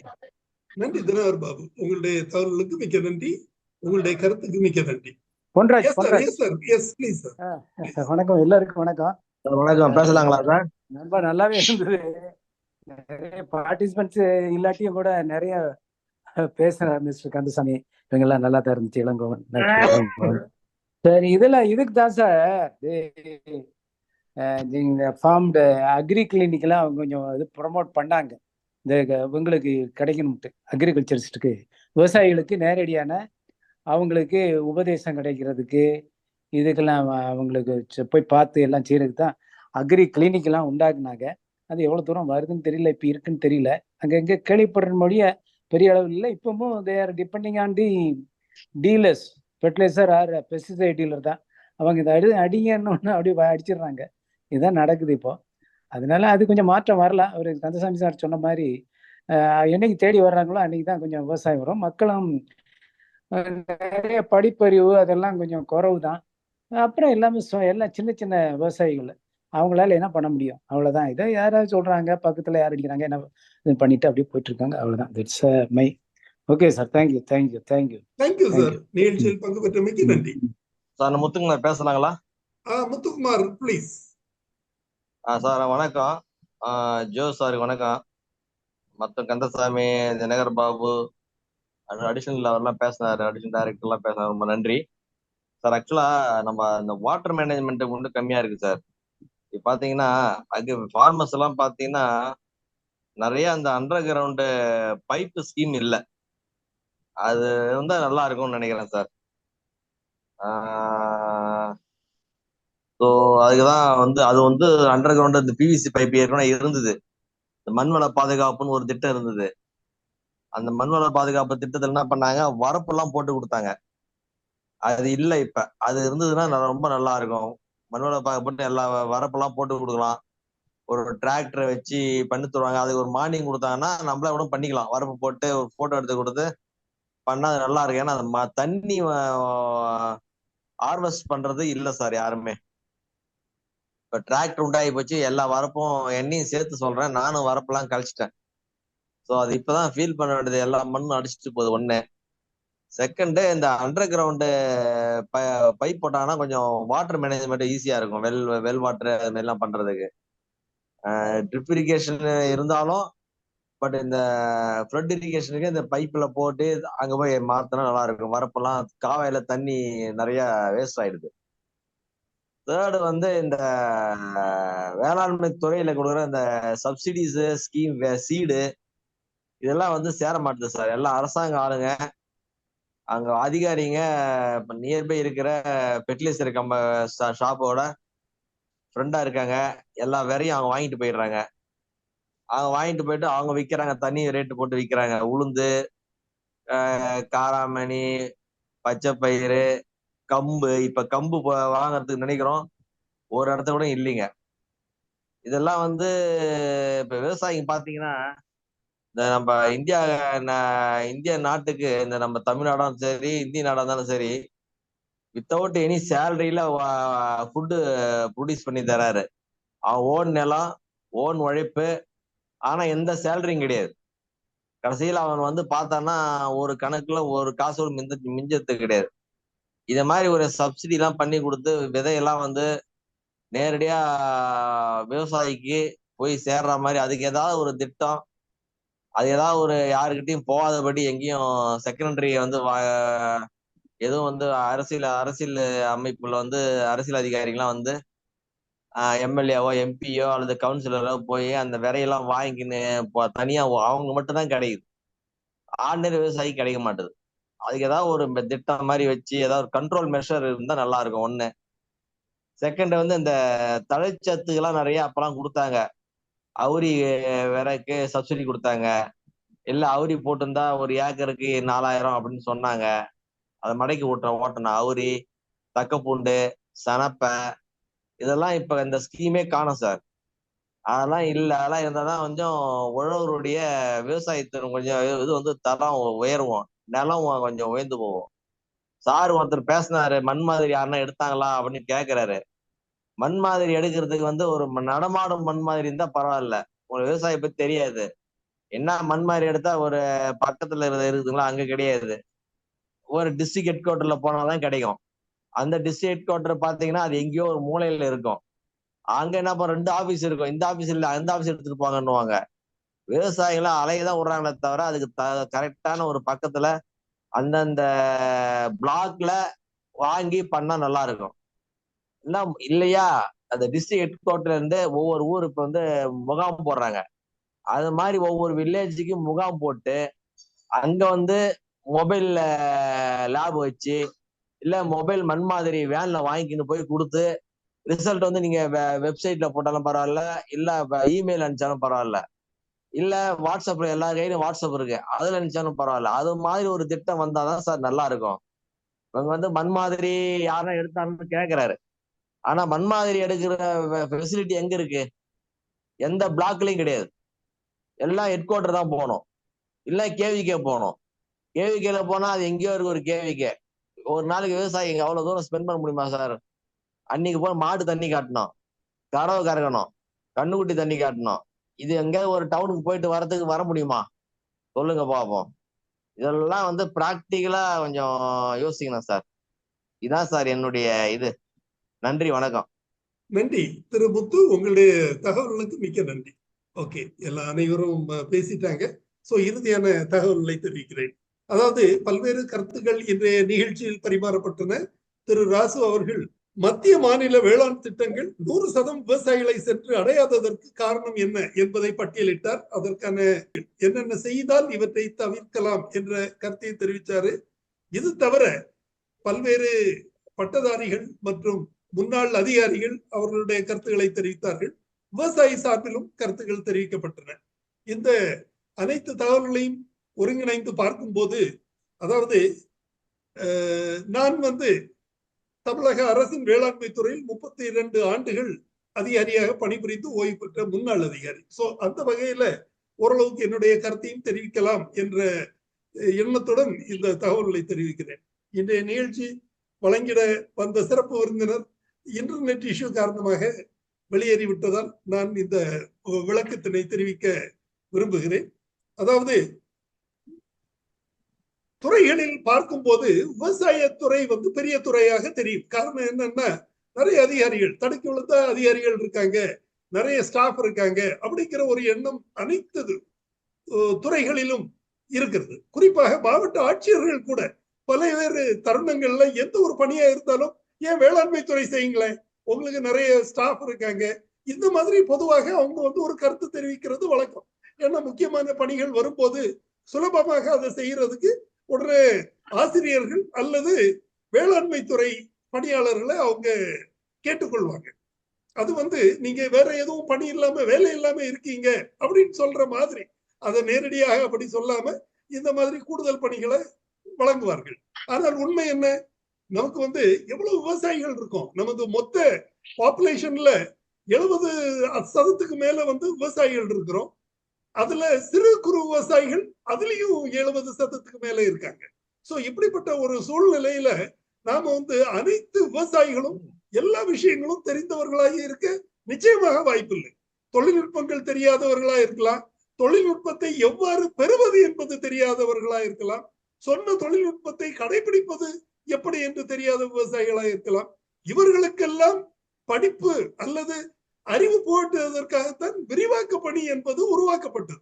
இது 1981 அல்லது 82 தமிழகத்தில் துவக்கப்பட்டது. அதுல இருந்து அது வெற்றிகரமாக போய்கொண்டிருந்தது. சுமார் 20 ஆண்டுகள் அந்த திட்டம் சிறப்பாக செயல்பட்டது. எந்த ஒரு குறையும் சொல்ல முடியாது. ஆனால் அதுல போக போக என்ன அப்படின்னு பாத்தீங்கன்னா, கழுகு தேய்ந்து கட்டெரும்பு அப்படின்னு சொன்ன மாதிரி அதுல பிரையாரிட்டி கொஞ்சம் மாறி போச்சு. இடுபொருட்களை விநியோகம் செய்யும் ஒரு சூழல் வந்துவிட்டது. என்ன, விவசாயிகளுக்கு இடுபொருள் கிடைக்காம இருக்குது, கிடைக்கணும் அப்படிங்கிற ஒரு எண்ணத்தை, அதில் என்ற ஒரு கருத்தை தெரிவிக்கப்பட்டாலும் கூட அதில் சில உள்நோக்கமும் இருந்ததாக தெரிய வருகிறது. சோ அப்படி அந்த இடுபொருள் விநியோகம் அப்படின்ட்டு வரும்போது தேவையான இடுபொருள் டைமுக்கு வராத ஒரு சூழ்நிலை, அல்லது தேவை இல்லாத இடுபொருள் கொள்முதல் செய்து வைக்கப்பட்டு அதை விநியோகம் செய்ய இயலாத சூழல், பருவத்தை தாண்டி வருவது, இந்த மாதிரி சில சூழல் ஏற்படும் வாய்ப்பு இருந்தது. சோ அது கொஞ்சம் ஓரளவுக்கு அரசு துறையில ஒரு தயக்கம் அல்லது தடங்கள் ஏற்பட்டது என்பது சொல்வதில் எந்த ஒரு தவறும் கிடையாது, அது உண்மைதான். அந்த மாதிரி சில சூழல்கள் ஏற்பட்டன. ஆனால் பணியாளர்கள் அதிகம் என்பது சொல்வது ஏற்றுக்கொள்ளவே முடியாது. காரணம் என்னன்னா, விவசாயிகள் 70% நான் முதல்ல சொன்னேன். அத்தனை பேரையும் போய் பார்க்கிறதுக்கு எல்லா விவசாயியும் நான் ஏற்கனவே சொன்னது மாதிரி அந்த தொழில்நுட்பத்தை தெரிந்து செல்ல இயலாத ஒரு காரணம் இருந்ததால் விவசாயிகளை சேர்வதற்காக பயிற்சி வழி தொடர்பு திட்டம் ஏற்படுத்தப்பட்டது. அதுல என்ன செஞ்சிருக்கலாம், இன்றைக்கு சூழ்நிலையில என்னுடைய கருத்தை நான் எப்படி பதிவு செய்கிறேன் என்று பார்த்தால், ஒரு வட்டாரத்திற்கு ஒரு அதிகாரி இருக்கிறாரு, அவர் கீழ் 2 அல்லது 3 அல்லது 5 அதிகாரிகள் இருக்காங்க. அவங்க விவசாயிகளை சந்திப்பதற்காக திட்டமிடப்படுகிறது. ஆனால் அவர்களுக்கு ஃப்ரீயா போய் விவசாயிகளை சென்று சந்திப்பதற்கான உரிய கால அவகாசம் வழங்கப்படுகிறதா என்பது கேள்விக்குறி. அதை நாம் கண்டிப்பாக உற்று நோக்க வேண்டும். விவசாயிகளை சந்திப்பதுதான் தலையாய கடமை. இதர பணிகளுக்கு வேறு பணியாளர்களை நியமிச்சுக் கொள்ளலாம். இப்ப மொத்தத்துல வட்டாரத்துல நான் டிபார்ட்மெண்ட்ல ஜாயின் பண்ணும் போது ஒரு பிளாக்ல 2 அல்லது 3 வேளாண்மை அலுவலர்கள் பட்டதாரிகள் பணிபுரிந்தாங்க. ஒவ்வொருத்தருக்கு கீழையும் 10 முதல் 13 உதவி பணியாளர்கள் இருந்தார்கள். சோ அப்படி இருக்கும்போது நாங்க எங்களால எந்த பகுதிக்கும் அதை போய் ஈஸியா ரீச் பண்ண முடியும். ஒரு ஃபார்மருக்கு தேவைன்னா எந்த சமயத்திலும் எங்களால போக முடியும். அன்றைக்கெல்லாம் மொபைல் போன் அப்படி கிடையாது, எல்லா மாவட்டத்திலையும் டிரான்ஸ்போர்ட் வசதி கிடையாது, எல்லா அதிகாரிகளுக்கும் பைக்கு அப்படி எல்லாம் கிடையாது. அப்படி இருந்தாலும் நாங்க எங்களால விவசாயிகளை சந்திக்க முடிந்தது. ஆனால் இன்றைக்கு அப்படி இல்லை. இப்போ வட்டாரத்துக்கு 4 முதல் 6 அதிகாரிகள் தான், பணியாளர்களே தான் மொத்தமே இருக்காங்க. அதிகாரி ஒருத்தர் தான் இருக்கிறார், ஒருத்தர் அல்லது 2 பேர். இவங்க எப்படி அந்த பணிகளை பார்க்க முடியும்? அனைத்து விவசாயிகளையும் எப்படி சந்திக்க முடியும்? அவங்க அத்தனை பேரோட குறைகளை எப்படி தீர்த்து கொள்ள முடியும்? வாய்ப்பே கிடையாது. அப்போ பணியாளர் பற்றாக்குறை நிச்சயமாக இருக்கிறது. அன்றைக்கு இருந்த பணியாளர்களை குறைத்து கொண்டார்கள். என்னன்னா, இவங்க வேலை இல்லாம இருக்காங்க அப்படிங்கிற ஒரு மாயையை உருவாக்கி வேலையிலிருந்து வேலையை செய்ய வைக்கணும். அதுதான் அரசின் நோக்கமாக இருக்கணும், அல்லது உயர் அதிகாரிகளோட நோக்கமாக இருக்க வேண்டும். அதை விடுத்து இவர்கள் பணியை செய்யல, பணி இல்லாம இருக்காங்க, வேலைக்கு அதிகமா ஸ்டாஃப் இருக்காங்க, எப்படி வேலைக்கு பணிக்கு அதிகமான ஸ்டாஃப்னு எப்படி சொல்ல முடியும்? நமது மொத்த ஜனத்தொகையில 70% விவசாயிகள் இருக்கும் போது அவர்களுக்கு வழங்கப்பட்ட விவசாய பணியாளர்கள் எப்படி எக்ஸஸ் சொல்ல முடியும்? கண்டிப்பாக சொல்ல முடியாது. சோ இந்த கருத்து தவறான கருத்து. இதுதான் அதிகாரிகள் மட்டத்தில் நிலவி வருகிறது. சோ இது கண்டிப்பாக அப்புறப்படுத்தப்பட்டு உரிய தேவைக்கு தேவையான அளவுக்கு அதிகாரிகள் மற்றும் பணியாளர்கள் நியமிக்கப்பட வேண்டும். இது மிக முக்கியமான ஒரு கருத்தாக நான் கருதுகிறேன். அதே போல கந்தசாமி சார் சொன்னாங்க, இவங்க விவசாயிகள் நம்மளை தேடி வரணும். தேடி வந்தால் மிக்க மகிழ்ச்சி, சந்தோஷம். எப்பவுமே அப்படிதான், டாக்டரை தேடி தான் பேஷண்ட் போவாங்க. ஆனா எல்லா விவசாயியும் அதிகாரியை தேடி வர்றது இல்லை. அவரையும் நாம புறக்கணிக்க முடியாது. நமது தேசம் எல்லா சிறு குறு விவசாயிகளை கொண்ட தேசம். அதிகபட்ச விவசாயிகள் சிறு குறு விவசாயிகள், படிப்பறிவு இல்லாதவங்க. இன்றைக்கும் நாம எல்லாம் படிச்சாச்சுன்னு எல்லாம் சொல்ல முடியாது. நிறைய கருத்துகள் சென்று சேர வாய்ப்புகள் இருந்தா கூட இன்னும் நேரடி சப்போர்ட் விவசாயிகளுக்கு தேவைப்படுகிறது. என்னுடைய 32 ஆண்டு அனுபவத்தை வைத்து நான் சொல்லுகிறேன். விவசாயிகளுக்கு இன்னும் விவசாய பணியாளர்களின் அல்லது துறையின் சப்போர்ட் தேவைப்படுகிறது. அதனால அந்த பணியாளர்கள் இருக்கதான் செய்யணும். விரிவாக்க பணி கண்டிப்பாக இருக்க வேண்டும். அதை குறைப்பதற்கு ஒரு நாளும் அதை அனுமதிக்க கூடாது. அதே போல அலுவலக பணி நிறைய இருக்கிறது, தேவைதான், முக்கியமானதுதான், ரிப்போர்ட் அனுப்புறது தேவைதான், அரசு கேட்கிற அறிக்கையை அனுப்புவது தேவைதான். அதுக்கு நீங்க செப்பரேட் ஸ்டாஃப் வச்சுக்கீங்க. வாரத்துக்கு ஒரு நாள் விரிவாக்க பணியாளர்ல ரிவ்யூ பண்ணுங்க, முன்னாடி செஞ்ச மாதிரி. அதே போல அந்த ரிப்போர்ட்டை வாங்கி அல்லது அவசர ரிப்போர்ட்னா அவங்கள்ட்ட தொலைபேசியில கேட்டு வாங்கி அதை அனுப்புறதுக்கு தனி அதிகாரிகளை வச்சுக்கீங்க. ஆபீஸ்ல தனி அதிகாரிகளை வச்சுக்கீங்க. அது வட்டாரத்துக்கு ஒருத்தர் இருந்தா கூட போதுமே. சோ இவ்வாறு நாம அந்த பணிகளை நாம பிரித்து கொள்ள முடியும். அதே போல பயனுள்ள திட்டம் இருக்கிறதா அப்படின்னுட்டு ஒரு இது சொல்றாங்க. திட்டங்கள் எல்லாமே பயனுள்ளது அப்படின்னு சொல்ல முடியாது. ஏன்னா மெஜாரிட்டி திட்டங்கள் மத்திய அரசின் திட்டங்கள். மத்திய அரசின் திட்டம் சென்ட்ரலைஸ்டு திட்டம். அந்த ஒரு திட்டம், அதாவது ஜம்மு காஷ்மீருக்குள்ள திட்டம் கன்னியாகுமரிக்கு ஒத்து வராது, திருநெல்வேலிக்குள்ள திட்டம் கன்னியாகுமரிக்கு ஒத்து வராது, நாகர்கோவில்ல உள்ள திட்டம் அதே கன்னியாகுமரி மாவட்டத்தில் உள்ள குலசேர பகுதிக்கும் ஒத்து வராது. சோ ஒவ்வொரு பகுதிக்கும் தனி திட்டமிடல் தேவைப்படுகிறது. எல்லாரும் தொழில்நுட்ப வல்லுநர்கள் தான், அக்ரிகல்ச்சர் படிச்சுக்கிட்டு தான் பணியாளர்களா இருக்காங்க. அவங்களுக்கு அங்க என்ன வேணும்னு திட்டமிட தெரியாதா? அல்லது அத்தனை 30 ஆண்டுகள் பணிபுரிந்த உயர் அதிகாரிகளுக்கு அது தெரியாதா? இது மத்திய அரசு சொல்லிதான் இவங்க செய்யணுமா? தேவையில்லை. சோ மத்திய அரசு தான் திட்டம் செய்யணும் அப்படிங்கிற ஒரு அவசியம் இல்லை. என்ன திட்டம் வேணும் அப்படிங்கிறத அந்த பஞ்சாயத்துல ஒரு அதிகாரியாக வேளாண்மை அலுவலர் ஒருவர் இருந்தா அவரே அதை திட்டம் இட்டுக்கலாம். அவரு முதல்ல தெரியாம இருந்தா கூட அனுபவத்துல அவர் தெரிந்து கொள்ள வாய்ப்பு இருக்கிறது. கண்டிப்பாக அதை செய்யலாம், செய்ய வேண்டும். ராசு சார் சொன்னார், சீனியர்ஸ் பணியில இருக்கணும் அப்படின்னு சொல்லி. ரிட்டையர் ஆன பிறகு பணியில இருக்கணுங்கிறது நான் ஏற்றுக்கொள்ள மாட்டேன். 58 ஆண்டுகள் அல்லது 60 ஆண்டுகள் பணியில இருந்தாச்சு. அந்த அதிகாரிகள் மேல போக போக அந்த அதிகார சுகத்தை தான் நாடுவார்களே ஒழிய அவங்க அது நான் சொல்றதை செய், இந்த மாதிரி ஆட்டிடியூட் வந்துடும். அதனால கண்டிப்பா அதை நான் ஏற்றுக்கொள்ள மாட்டேன். மேலும் இளையவர்களுக்கு நாம எப்பவுமே வாய்ப்பு கொடுக்கணும். எப்பவுமே நானே எல்லாம் தெரிஞ்ச ஆளு அப்படின்னு சொன்னா நம்ம 100 ஆண்டுகள் அல்லது ஒரு தடவை கவர்மெண்ட் சர்வீஸ்ல சேர்ந்தாச்சுன்னா அவர் இறக்குற வரைக்கும் அவர் சர்வீஸ்ல இருக்க முடியுமா அல்லது இருக்கணும்னு எதிர்பார்க்க முடியுமா? சோ அது தேவையில்லாதது. ஆனால் அவருடைய அறிஞர்கள், அந்த முதியோரின் அறிவுத்திறன் கண்டிப்பாக தேவை. அதை எப்படி செய்யலாம்? ஆலோசனை குழுக்கள் வைங்கள். வட்டார அளவிலோ மாவட்ட அளவிலோ ஆலோசனை குழுக்கள் வைங்க. அவங்களை கூப்பிட்டு அவங்களுடைய கருத்துக்களை கேட்டுக்கொள்ளுங்க. அது போதுமே. அதை விடுத்து அவங்களை கொண்டு அவங்களை வைத்துதான் பணி செய்ய வேண்டும் என்ற அவசியம் இல்லை என்பது என்னுடைய கருத்து.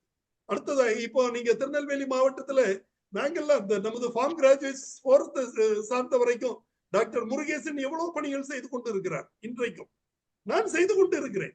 இப்போ இன்று வரை கடந்த ஒரு மாதமாக என்னுடைய சொந்த பண்ணை பணிகள் செய்து கொண்டு இருக்கிறேன். அதுக்கு இடையில காலையில 6:30 மணிக்கு 7 மணிக்கு போய் விவசாயிகளுக்கு அழைக்கிற நேரத்துல போய் சந்தித்து வர்றேன். என்னுடைய பணி செஞ்சு கொண்டு இருக்கும் போதே டெலிபோன்ல ஒருத்தர் கேட்டாருன்னா அவருக்கு என்னால முடிஞ்ச ஆலோசனைகளை அல்லது ஹெல்ப்களை செய்ய முடியுது. இது எல்லாரும் செய்யலாம். இதுகளை நாம செய்து கொண்டு இருக்கலாம். இதுவே மனதிற்கு நிம்மதி அல்லது சந்தோஷத்தை, மகிழ்ச்சியை கொடுத்து கொண்டுதான் இருக்கிறது. சோ அவர்களுக்கு அதனால என்னுடைய கருத்து என்னன்னா, ரிட்டையர் ஆன பிறகு அவங்களுக்கு அரசு பணி கொடுக்க வேண்டும் அல்லது நீட்டிக்க வேண்டும் என்பது என்னுடைய கருத்து அல்ல. அவங்கள ஆலோசகர்களாக பயன்படுத்தி கொள்ளலாம், அவ்வளவுதான். அதே மாதிரி திரு ஃபார்மர் திரு முத்து அவர்கள் சொன்னாரு, வாட்டர் மேனேஜ்மெண்ட், அதாவது டேங்க் மாடர்னைசேஷன் அவரு குறிப்பிட்டார். இந்த வயல்களின் வரப்புகளை உறுதிப்படுத்துறது, அதை செய்தால் ஒரு தோட்டத்தில் வயல்ல இருந்து இன்னொரு வயலுக்கு தண்ணி போகாது, சிக்கனமா இருக்க முடியும் அப்படிங்கிறது. அந்த கான்செப்ட் அருமையான கான்செப்ட். டென்மார்க்ல உள்ள கான்செப்டை நம்ம இந்தியால கொண்டு வந்தாங்க. டேங்க் மாடர்னைசேஷன் அப்படிங்கிற ஒரு திட்டம். அது 2 துறைகள் செய்தன. பிடபிள்யூடி டிபார்ட்மெண்ட் செய்தது, அக்ரி இன்ஜினியரிங் டிபார்ட்மெண்ட் செய்தது. 2 துறைகளும் செய்தன. ஆனால் அதோட பயன்பாடு என்ன? நமது நாட்டில் உள்ள நிலங்கள் எல்லாமே ஒரு ஷேப்ல கிடையாது. அது மட்டும் இல்ல, துண்டு துண்டா இருக்கும். ஒவ்வொருத்தருக்கும் எத்தனை துண்டு நாம போட்டுக்கிட்டு இருக்க முடியும்? அல்லது குறைந்தபட்சம் 1 ஏக்கர் அல்லது 2 ஏக்கர். இந்த மாதிரி எல்லாம் நம்ம நாட்டுல ஜனநாயக சூழ்நிலையில அதெல்லாம் செய்யறதுக்கு வாய்ப்பு கிடையாது. சரி, அதை விடுவோம். அடுத்தது அதுல நாம வந்து கன்ஸ்ட்ரக்ஷன் சிமெண்ட் வால் வச்சு நாம கன்ஸ்ட்ரக்ட் பண்றோம். கன்ஸ்ட்ரக்ட் பண்ற இடங்கள் எத்தனை இடங்கள்ல அது தரமான கன்ஸ்ட்ரக்ஷனா இருக்குது. பெர்குலேஷன் பாண்ட் அப்படின்னு சொல்லி நாம வந்து சில இடங்கள்ல செக் டேம்ஸ் பண்றோம். செக் டேம்ஸே எத்தனை இடங்கள்ல அந்த கட்டுமானத்துக்கு கீழாடி தண்ணி வருது. சோ இதெல்லாமே நம்ம செயல்பாடுகள்ல உள்ள குறைபாடுகள். இவையெல்லாம் என்னைக்கு களையிறது? முதல்ல இந்த திட்டங்களை ஒழுங்கா செய்ய கத்துக்குவோம், அதுக்கப்புறம் இதெல்லாம் நாம செய்யலாம். அதனால வாட்டர் மேனேஜ்மெண்ட் வந்து அந்த டேங்க் மாடர்னைசேஷன் ஸ்கீம் எல்லாம் நம்ம நாட்டுக்கு இப்போதைக்கு ஒத்து வராது. இன்னும் ஒரு 10 வருஷம் 20 வருஷம் கழிச்சு அதுக்கு ஒரு சூழல் வரும்போது அதை நாம செய்து கொள்ளலாம். அது மாதிரி பைப் லைன் கொடுக்கலாம் அப்படின்னு சொன்னார். நிச்சயமாக கொடுக்கலாம். பைப் லைன் நாம கொடுத்தோம்னாலே 50% வாட்டர் லாஸ வந்து நாம கட்டுப்படுத்த முடியும்.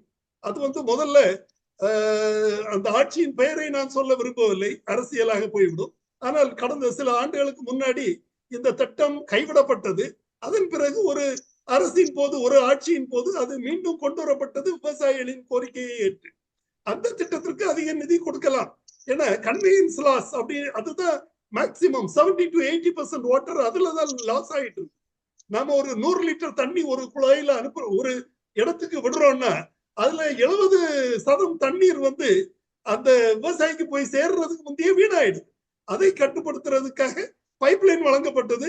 பைப்லைன் திட்டம் அருமையான திட்டம். குறைந்தபட்சம் 50% தண்ணீரை சேமிக்கும். ட்ரிப் எல்லாம் கூட 80% கூட சொல்றாங்க. 80% இல்லைனாலும் ஒரு 60% கூட வச்சுக்கோமே, அதுவும் சிக்கனம் தானே. சோ இந்த மாதிரி திட்டங்கள் எல்லாம் நாம் தொடர்ந்து செய்து கொண்டு இருக்கிறோம். அதை நல்லபடியாக விவசாயிகள் பயன்படுத்த வேண்டும், அவ்வளவுதான். அதே போல சப்சிடி ஸ்கீம்ஸ் நான் ஏற்கனவே சொன்ன மாதிரி மத்திய அரசு கொடுக்கிற திட்டம் தான் மாநில அரசு செய்யணுங்கிற கோட்பாடை விளக்க வேண்டும். அந்தந்த லோக்கல்ல உள்ள அதிகாரிகள், இப்போ கவர்மெண்ட் வந்து திட்டம் போட்டு கொடுக்கட்டும், இதெல்லாம் திட்டங்கள் அப்படின்னு சொல்லட்டும். எது வேணும்னு சூஸ் பண்ற அதிகாரம் அந்த பஞ்சாயத்திடம் இருக்கணும், அல்லது அங்க உள்ள லோக்கல் அதிகாரிக்கு இருக்கு. அதை விடுத்து கவர்மெண்ட் த்ரஸ்ட் பண்ணக்கூடாது. நீ இந்த ஸ்கீம் தான் செய்யணும், அந்த ஸ்கீம் தான் செய்யணும், இந்த திட்டத்தை, இந்த மாதிரி எண்ணங்கள் முறியடிக்கப்பட வேண்டும் என்பது என்னுடைய கருத்து. புரியல. சோ இந்த மாதிரி பல கருத்துக்கள், பயனுள்ள தகவல்களை தாங்கி வந்தது இன்றைய நிகழ்ச்சி. இந்த நிகழ்ச்சியை நமக்கு முதலாக செழுமையாக தெளிவாக வழங்கிய திரு கே ராசு அவர்களுக்கு எனது நெஞ்சார்த்த நன்றியினை தெரிவித்துக் கொள்கிறேன். மேலும் இன்றைய நிகழ்ச்சியில் பங்கு பெற்ற அனைத்து பங்கேற்பாளர்களுக்கும், குறிப்பாக தங்கள் கருத்துக்களை தெரிவித்த அனைவருக்கும் எனது நன்றியினை தெரிவித்துக் கொள்கிறேன். இன்றைய நிகழ்ச்சியத்துடன் நிறைவு பெறுகிறது. இன்னொரு நிகழ்ச்சியில் நாளை மறுதினம் மதியம் 11 மணிக்கு சந்திக்கலாம். நன்றி, வணக்கம்.